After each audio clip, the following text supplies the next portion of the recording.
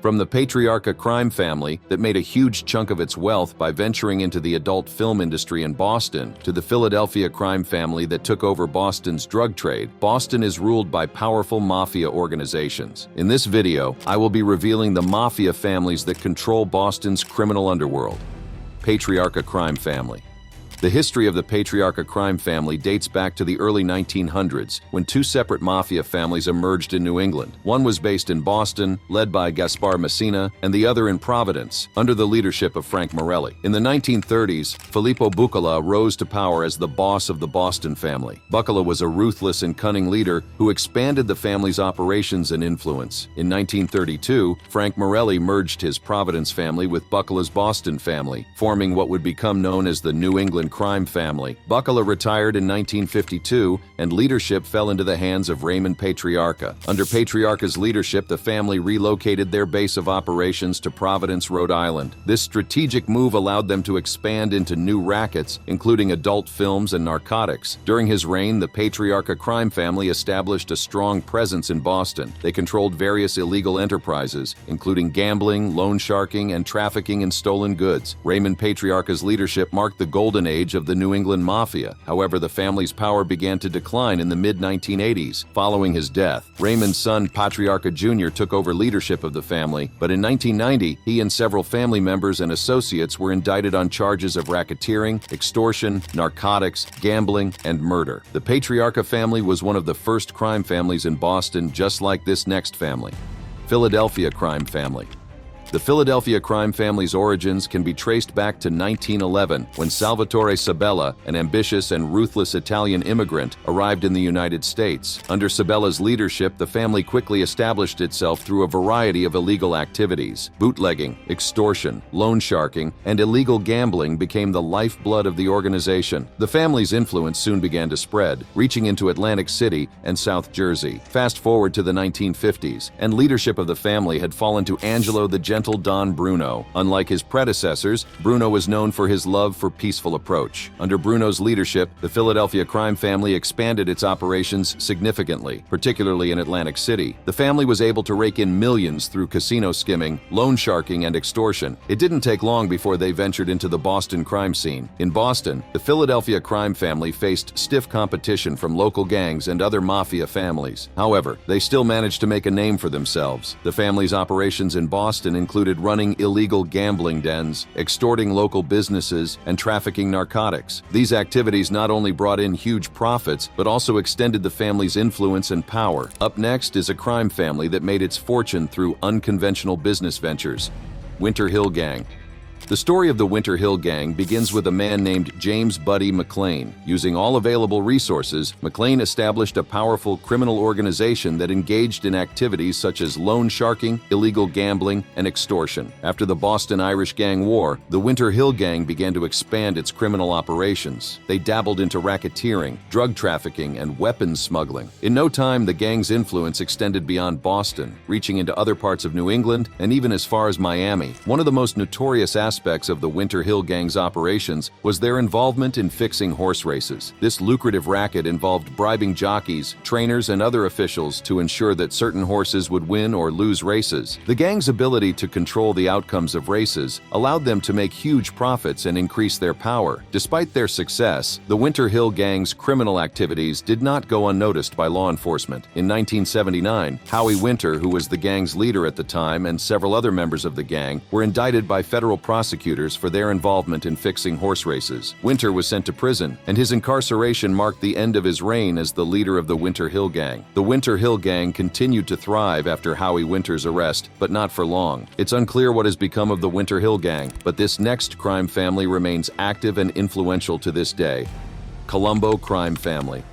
The Columbo family was founded in 1928 by Joe Profaci. When he reached the U.S., Profaci, an immigrant from Sicily, quickly established himself in the criminal underworld, forming a bootlegging gang that would eventually become the Columbo crime family. Under Profaci's leadership, the family expanded its operations beyond bootlegging to include extortion, loan sharking, and gambling. As the years passed, the Columbo family began to face internal conflicts. Notwithstanding, Profaci managed to maintain control of the family until his death in 1962. Profaci's passing marked the beginning of a new era for the Columbo crime family, as Joseph Columbo took over as boss. Under Joseph Columbo's leadership, the family continued to expand its criminal enterprises. One of the most significant areas of expansion was the West Coast, particularly Los Angeles. The family entered the Los Angeles crime scene in the 1970s and quickly established itself as a powerful figure in the city's criminal underworld. Their operations included extortion, loan sharking, and drug trafficking, and they had a network of associates and soldiers who carried out his orders with precision and brutality. The Columbo family's decision to expand into Los Angeles was not without its challenges. The expansion attracted attention from law enforcement agencies, including the FBI and the Los Angeles Police Department. Despite numerous arrests and convictions, the Columbo family continued to operate in Los Angeles and other cities, finding new ways to exploit the city's resources. The arrest of several key members of a crime family always takes its toll, and that's exactly what happened to this next family.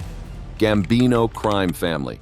A man named Ignazio Lupo, a Sicilian mafioso, laid the foundation for what would become the Gambino crime family. Lupo, along with his partner Giuseppe Morello, engaged in various criminal activities, including counterfeiting, which eventually led to their imprisonment. The family's power grew significantly during the Prohibition era, a time when the illegal production and distribution of alcohol became a profitable business. The Gambino family, like many other mafia organizations, thrived on bootlegging, using their extensive network to smuggle and distribute alcohol. However, under the leadership of Carlo Gambino, the family expanded its criminal enterprises to include racketeering, extortion, illegal gambling, and drug trafficking. Gambino formed alliances with other crime families, making Gambino family one of the most powerful mafia organizations in the United States. While the Gambino family primarily operated in New York City, they saw the potential for expansion on the West Coast. Los Angeles, with its booming entertainment industry and growing population, presented several opportunities for illegal activities. The family's activities in Los Angeles included extortion, loan sharking, and illegal gambling. They also infiltrated the entertainment industry, using their influence to extort money from movie studios and nightclubs. Fast forward to the 1990s, the Gambino crime family faced significant challenges, particularly with the imprisonment of their notorious boss, John Gotti. Despite these setbacks, the family continued to thrive and is said to still be active today. Finding ways to remain active with law enforcement on their tail is something that the Gambino family has in common with this next family. Genevi crime family.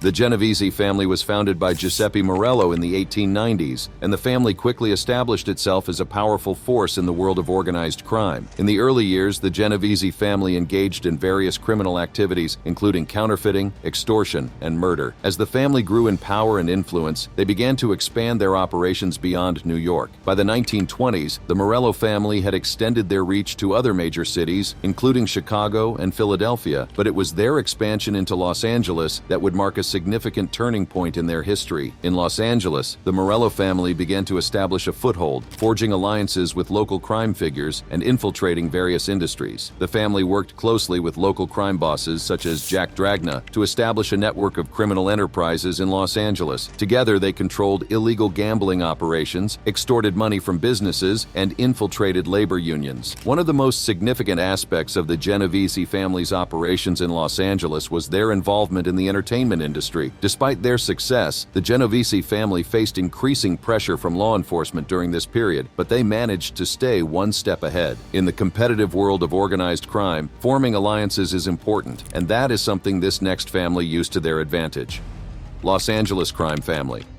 The origin of the Los Angeles crime family dates back to the early 1900s, when Joseph Ardizzone immigrated to the United States and settled in Los Angeles. His early activities included extortion, gambling, and bootlegging, which were common rackets among Italian-American gangs at the time. The early years of organized crime in California were marked by the division of various Italian street gangs, with the most prominent being the Matranga family. Ardizzone's rise to power was not without conflict. He engaged in a violent dispute with a member of the Matranga gang, which led to a series of killings and ultimately resulted in the Matrangas becoming the dominant criminal force in the community. Refusing to accept defeat, Ardizzone teamed up with Jack Dragna, another influential figure in the Los Angeles crime family. Together, they ran bootlegging operations, gambling dens, and extortion rackets, solidifying their control over the city's criminal enterprises. Things took a shocking turn when Ardizzone mysteriously disappeared in 1931, and Jack Dragna assumed control of the family. Under Dragna's leadership, the Los Angeles crime crime family reached new heights of power and influence, Dragna made peace with the national Mafia syndicate, aligning the Los Angeles crime family with other powerful Mafia organizations across the country. This alliance provided Dragna with the support and resources needed to expand his criminal empire. He also brought the Los Angeles crime family into the entertainment industry. While the Los Angeles crime family focused on the entertainment industry, this next family found other ways to make millions.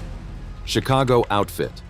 The Chicago Outfit, founded in 1919, quickly rose to power under the leadership of Johnny Torrio. Torrio, a criminal mastermind, saw an opportunity in the Prohibition era, which began in 1920. Johnny Torrio laid the foundation for the Outfit's empire, but it was Al Capone who turned the Outfit into a criminal empire. The Outfit's power was cemented with the infamous St. Valentine's Day Massacre in 1929, a brutal attack on rival gang members that shocked the nation. By the 1930s, the Outfit expanded into Los Angeles, which was becoming a profitable market for organized crime. Their first major foray into Los Angeles was through labor racketeering. They fought their way into the film industry's unions, using intimidation and violence to control the lucrative labor contracts. The Outfit also established illegal casinos and betting operations, raking in millions from the city's wealthy elite. By the mid-20th century, the Chicago Outfit had firmly established itself in the criminal underworld. The Chicago Outfit is famous for brutally taking out their enemies, but the next family was not prepared to face their enemy, DeCavallante crime family. The origin of the DeCavallante family is tied to Stefano Badami, an immigrant who settled in Elizabeth, New Jersey. In the early days, Badami's operations were relatively small-scale, focusing on local rackets and protection schemes. However, the beginning of Prohibition in 1920 opened up new and lucrative opportunities for organized crime. Badami established a network for smuggling and distributing illegal liquor, making a fortune in the process. The family controlled the transportation of alcohol and whiskey into New York City, working closely with other Mafia families to ensure a steady flow of illicit goods. After Stefano Badami's death in 1955, leadership of the family passed to Filippo Phil Amari, but it was under the leadership of Simone Sam the Plumber DeCavallante that the family would truly come into its own. Under Simone's leadership, the DeCavallante family got heavily involved in illegal gambling, racketeering, and labor rackets, using his plumbing business as a front for their illicit activities. Soon, the family gained significant influence and recognition in the criminal underworld. Things took a dark turn for them in the 1990s when the FBI and other agencies intensified their efforts to dismantle organized crime. Several top members of the family turned government witnesses, and their testimonies led to the convictions of other high-ranking members. While this family fell apart due to betrayal from family members, this next family grew stronger because of their tight-knit structure. Detroit Partnership. In the early 20th century, the Detroit Mafia was formed by various criminal factions coming together to create the Detroit Crime Family, or Detroit Partnership. The Detroit River was used to smuggle illegal liquor from Canada to Detroit, and the bootlegging trade was controlled by the Mafia. The Detroit Mafia also took advantage of new transportation mediums to carry out their illicit activities. The 1960s marked a new chapter for the Detroit Partnership as they expanded their operations into the casino industry in Nevada. The partnership infiltrated the casino industry and began using it as a front for money laundering and illegal gambling. The Detroit Partnership also engaged in illegal sports betting. As you would expect, the partnership's expansion into the casino industry and illegal sports betting did not go unnoticed by law enforcement. The FBI began to pay close attention to the Detroit Partnership's activities, leading to increased investigations. Despite these pressures, the crime family managed to maintain its operations, thanks to their tight-knit structure and loyalty among members. Up next is a crime family that went from being one of the top 5 crime families in New York to being expelled from the commission. Bonano crime family. The Bonano family was led by Giuseppe Bonano and his brother Stefano, both of whom were key figures in the Sicilian Mafia. However, their dominance was challenged by the rival Buccellati clan, leading to a bloody and violent feud that would shape the future of the Bonano family. The feud led to the murders of Giuseppe and Stefano Bonano, and their younger brother Salvatore Bonano was left to pick up the pieces. In 1906, seeking a fresh start and new opportunities, Salvatore Bonano moved his family to New York City. Salvatore quickly established himself in this new environment. The Bonano family's influence continued to grow, and by the 1930s they were deeply involved in various criminal activities, including gambling, loan sharking, and narcotics trafficking. In 1931, Joseph Bonano, also known as Joe Bananas, took control of the family. Under his leadership, the Bonano family expanded their criminal empire and grew even more powerful. The 1970s brought new challenges for the Bonano family. Undercover FBI agent Joseph Pistone, operating under the alias Donnie Brasco, infiltrated the family, gaining the trust of key members. Pistone's infiltration was a significant blow to the Bonano family, leading to numerous indictments and convictions. The family's reputation was tarnished, and they were expelled from the commission. Up next is yet another one of the 5 families that ruled New York's crime scene. Luchesi crime family. The origin of the Luchesi crime family can be traced back to the Morello crime family, one of the earliest mafia organizations. Founded by Giuseppe Morello, the family quickly became infamous for their involvement in counterfeiting and extortion. However, the Morello family's dominance was short-lived. Internal conflicts and power struggles led to their decline in the 1910s. Seizing the opportunity, Gaetano Tommy Reina, along with Salvatore D'Aquila and Joe Masseria, split off to form their own crime families. Reina's faction, which would later become the Luchesi crime family, established a stronghold in the Bronx and took control of the icebox distribution business. Reina's monopoly over the icebox distribution in the Bronx made his family one of the most powerful in New York City. But the peace was shattered during the Castellamarese War, a bloody conflict between rival mafia factions, all looking to take control of the city's underworld. In 1951, the mantle of leadership passed to a man named Tommy Luchesi. Under his rule, the family reached new heights of power and influence. They dabbled into racketeering, illegal gambling, and drug trafficking. Throughout their rise to power, the Luchesi family forged alliances with other mafia families, including the Gambino and Genevi families. These alliances helped them maintain their dominance and protect their interests. Tommy Luchesi's death in 1967 marked the end of an era for the family. His leadership had made the Luchesi family one of the most powerful and influential crime organizations in New York City, but his passing set the stage for internal conflicts and violent power struggles. Up next is a crime family that partnered with corrupt political officials for the good of their criminal activities. Kansas City crime family.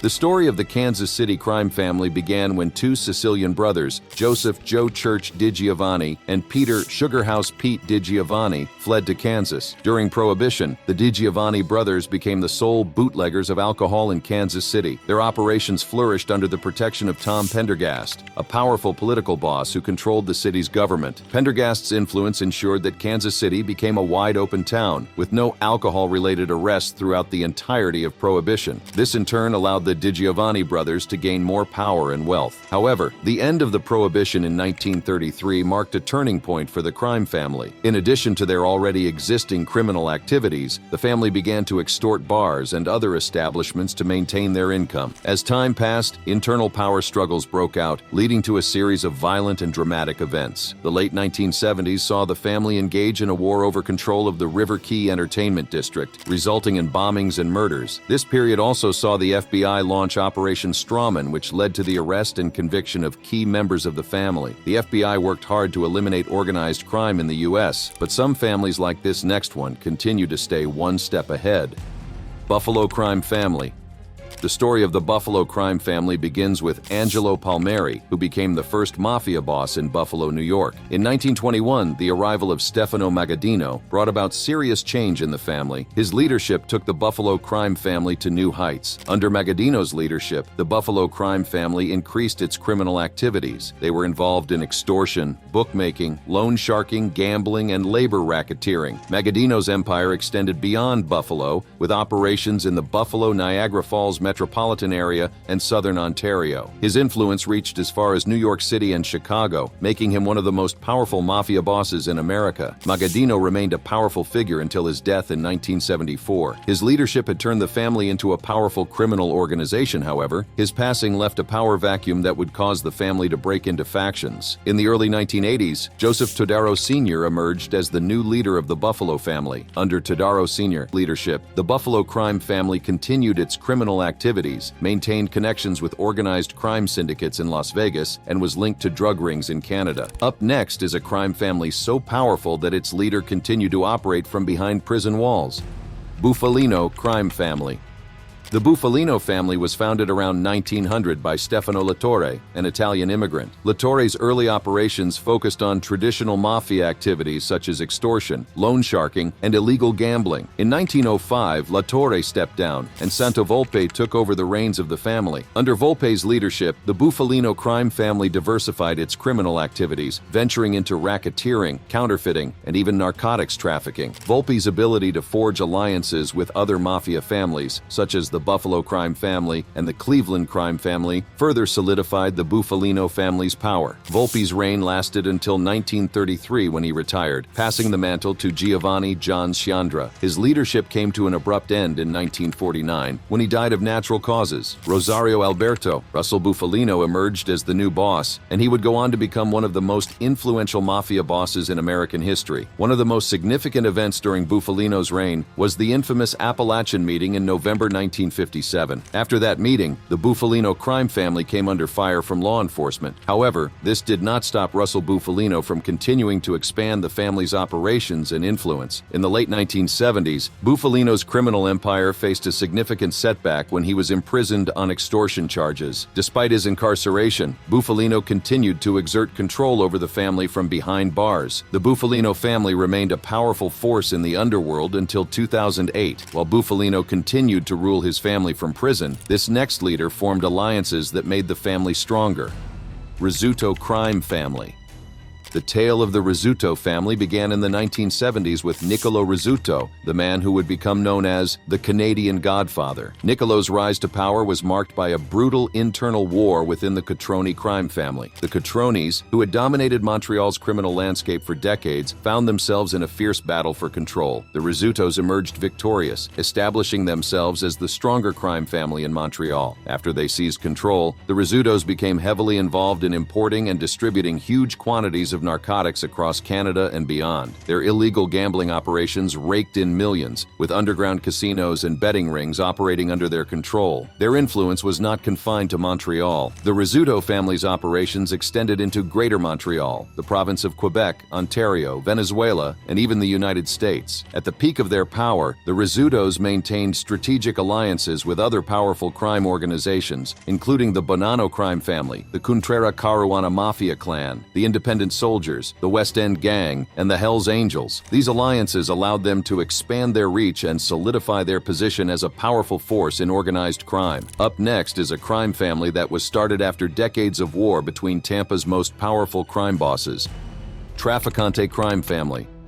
The Trafficante crime family story begins with Charlie Wall, who was a prominent figure in Tampa's criminal underworld in the early 1920s. Wall controlled a vast network of illegal gambling operations, particularly the Bolita games, a type of lottery that was popular among members of the Cuban and Italian communities. For a while, things appeared to be going smoothly, but Wall's dominance was soon challenged by an ambitious Sicilian immigrant named Ignacio Antinori. Antinori wanted to control the Bolita games that were already under Wall's influence, and this set the stage for a fierce rivalry between the two crime lords. As it turns out, Antinori was not the only Italian mobster in town. There was another named Santo Trafficante Sr. Trafficante Sr. had established his own Bolita games throughout the city, so Antinori approached him. Together, they expanded the Bolita games across Florida. The 1930s marked the beginning of a bloody decade-long war between Antinori and Wall. The war eventually ended in the 1940s, and Santo Trafficante Sr. became one of the most powerful crime bosses in Tampa. Trafficante Sr. was not just a mobster, he was also a successful cigar factory owner in Tampa. His legitimate business ventures provided a cover for his illegal activities, allowing him to operate with a degree of freedom. Santo Trafficante Sr. remained in control of the Tampa crime scene until he died of natural causes in 1955. His son, Santo Trafficante Jr., then took over the reins of the family, marking the beginning of a new era for the Trafficante crime family. Up next is a powerful crime family that would go on to become a branch of the Chicago